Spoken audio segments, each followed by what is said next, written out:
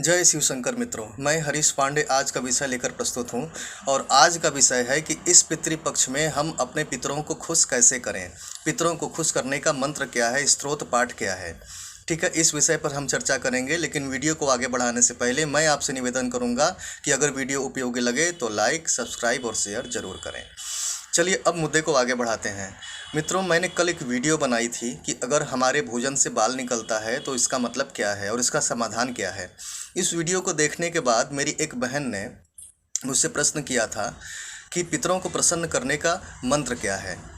और मेरे ख्याल से ये प्रश्न बहुतों के दिमाग में होगा, तो इसी को ध्यान में रखते हुए मैंने आज ये वीडियो बनाने का निर्णय लिया है। चलिए आते हैं मुद्दे पर। मित्रों, ये जो पितृपक्ष का अवसर होता है ना, बड़ा ही सुनहरा अवसर होता है। ये एक ऐसा अवसर होता है जिसमें कि अपने जीवन के समस्त दीनता, हीनता, दरिद्रता, दुख, बाधा, रोग, शोक और पितृबाधा का समापन किया जा सकता है। तो हम इस अवसर का लाभ लेने से क्यों चूकें।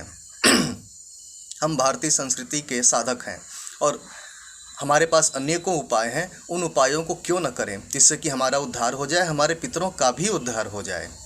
ठीक है, तो चलिए मैं आपको कुछ उपाय बतलाता हूँ। सबसे पहला उपाय, तो आपके घर में जहाँ भी पीने का पानी रखा जाता है उस स्थान को पहली बात कि बिल्कुल साफ़ सुथरा रखना शुरू कर दें। पीने का पानी जिस बर्तन में रखा जाता है उस बर्तन को भी बिल्कुल स्वच्छ रखें और प्रतिदिन उस जगह पर सायंकाल को एक घी का दीपक जलाएं। इसका बड़ा अद्भुत परिणाम मिलता है। पितृदोष में उसी दिन से राहत मिलना शुरू हो जाता है और उस जलाए हुए घी के दीपक की शक्ति पितरों को प्राप्त होती है। वे संतुष्ट होते हैं, प्रसन्न होते हैं। कुछ भाई ऐसे होते हैं जिनके पास घी की समस्या होती है, तो भाइयों आप चिंता न करें, कम से कम अपने पीने का पानी जहाँ रखा जाता है उस जगह को भी स्वच्छ रखना शुरू कर दें, तो इसके भी परिणाम मिलते हैं। क्योंकि वो गंदा रहेगा तो इससे राहु का बल बढ़ेगा, नकारात्मकता बढ़ेगी। ठीक है, दूसरा उपाय क्या है, ये भी बड़ा कारगर उपाय है कि एक गोबर का कंडा ले लें, उपला ले लें, उसे गैस के चूल्हे पर छोटा सा टुकड़ा, उसे गैस के चूल्हे पर बिल्कुल जला लें। कोई हर्जा नहीं है गैस के चूल्हे पर जलाने में, बिल्कुल जला लें अच्छे से। जब उसमें अंगार लग जाए, धुआं खत्म हो जाए, अंगार केवल बची रहे, तब उसे किसी थाली में रख लें और उसे लेकर मुख्य द्वार पर चले जाएं। अर्थात जहाँ से प्रवेश और निकासी का द्वार हो वहाँ चले जाएं। वहाँ बैठ करके अपने पितरों का मन में स्मरण करें और उस जलते हुए कंडे पर गुड़ और घी डालें। और गुड़ घी डालते ही मन ही में अपने पितरों से बोलें कि हे समस्त पितृगण, आप आइए और इस भोग को स्वीकार कीजिए, हमें आशीर्वाद दीजिए, हमारा कल्याण कीजिए। मित्रों, सच बता रहा हूँ, ये बड़ा अद्भुत उपाय है। इससे आपके पितरों को बड़ा संतुष्टि मिलती है, बड़ी प्रसन्नता मिलती है और वे आते हैं, उस भोग को प्राप्त करते हैं और आपको खुशियों का वरदान देकर चले जाते हैं। आपके जीवन की बहुत सारी समस्याएँ सुलझती हैं। ठीक है, अब तीसरा उपाय बतलाता हूँ मंत्र जप और उपायों के रूप में।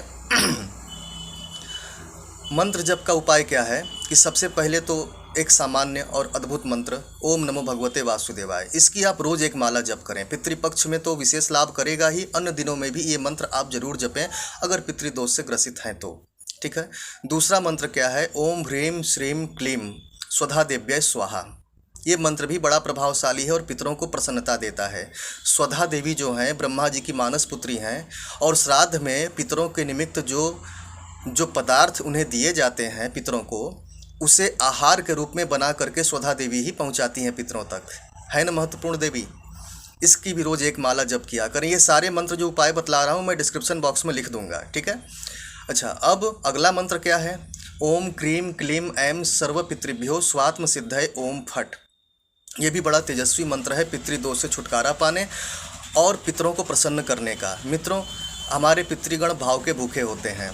उन्हें प्रसन्न करने का तो सबसे बड़ा ये उपाय है कि हमारे मन में उनके प्रति सद्भावना हो, प्रेम हो, समर्पण हो और हम हमेशा उनकी मुक्ति उद्धार के लिए कुछ न कुछ सोचते रहें, कुछ न कुछ करते रहें। और पितरों की संतुष्टि, पूर्ण मुक्ति तभी है जब उनका उद्धार हो जाए, वे ऊंचे लोकों में चले जाएं अथवा तो आगे बढ़ जाएं, अर्थात उन्हें कोई योनि प्राप्त हो जाए। तो हमारे द्वारा किए गए मंत्र जप, स्तोत्र पाठ इसमें बड़े उपयोगी होते हैं, इसीलिए वे प्रसन्न होते हैं, वे भी बंधन मुक्त होते हैं। अच्छा, आप प्रतिदिन श्रीमद् भगवत गीता के रोज़ एक अध्याय का पाठ तो पक्का करें इस पितृपक्ष में। हो सके तो गजेंद्र मोक्ष स्तोत्र का भी पाठ करें और विष्णु सहस्त्र नाम का पाठ तो बड़ा ही महत्वपूर्ण साबित होता है इस पितृपक्ष में पितरों के लिए। ठीक है, तो आप ये सब करें। आज का बस इतना ही, मुझे आज्ञा दीजिए। जय शिव शंकर।